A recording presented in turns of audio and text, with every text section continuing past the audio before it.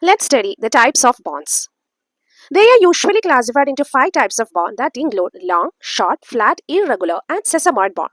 So remember this picture. Some kids are wearing long and flat short. And what is the shape? It is irregular sessile shape. So long means long bond, flat is flat bond, short is short bonds, irregular bond, and sesamoid bonds is sesame shape.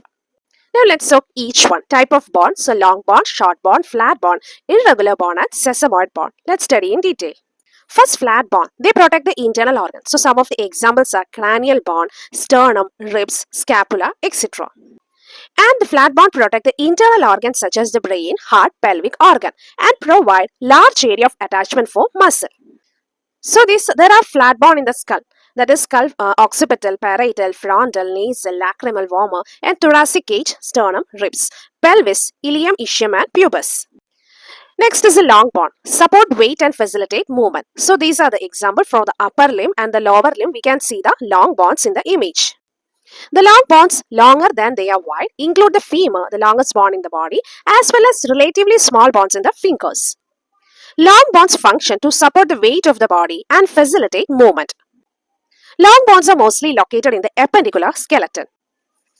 Long bonds include the bond in the lower limb, that is the tibia, fibula, femur, metatarsals and phalanges. Bonds in the upper limbs, humerus, radius, ulna, metacarpal and phalanges, all are long bonds. Next is short bonds, provide the stability. For example, the bonds in the carpals and the tarsals.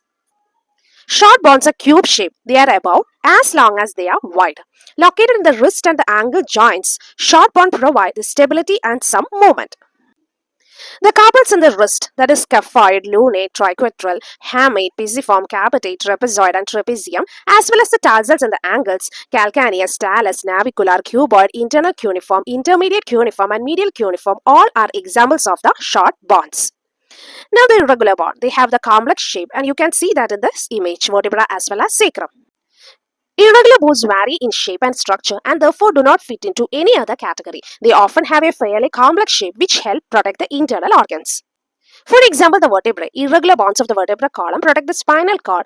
The irregular bond of the pelvis, that is the pubis, cilium and ischium, protect the organs in the pelvic cavity. Next is sesamoid bond. It reinforces the tendon and patella is an example. Sesamoid bonds are bonds embedded in the tendon. These small round bonds are commonly found in tendons of hand, knees and feet. Sesamoid bonds function to protect the tendons from stress and wear. The patella, commonly referred to as kneecap, is an example of the sesamoid bond.